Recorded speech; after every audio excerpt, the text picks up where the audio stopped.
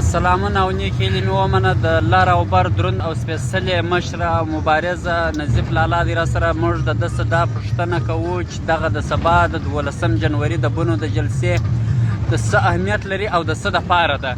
نو دا جلسه په 12 تاریخ نن په 11 جنوري د دې اخیری لاریون کمپاین په بنو غیر چاپیره علاقو باندې د سومدجي او د PTM د جنوبي پښتونخوا شمالي پښتونخوا د مشرانو په راهنمایي کې روان شوې.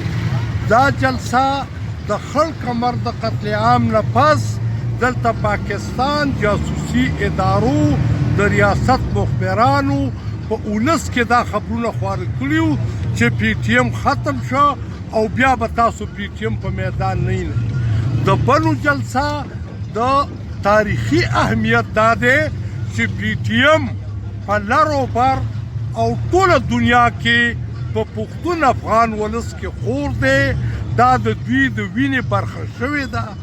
دا تحریک د دوی د امیدونو د دوی د ارمانونو تحریک دی او دی نن د ګردې پښتونخوا د جنوبي پښتونخوا د کلي کلي نه د ټولو قافلو مخه د بنو او د بني ګل په لور باندې ده.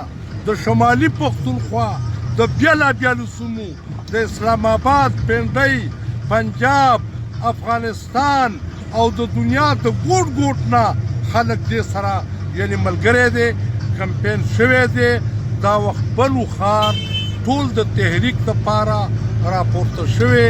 دا قافله چې موږ پکې رواني دا په سوونو ګاډي په سوونو موټرسایکل په زرګونو انسانان د دې مطلب دا دی چې یعنی نشان دی چې PTM به ژوندی، منظور پښتون به زنده بادي، پښتون ولس به زنده بادي.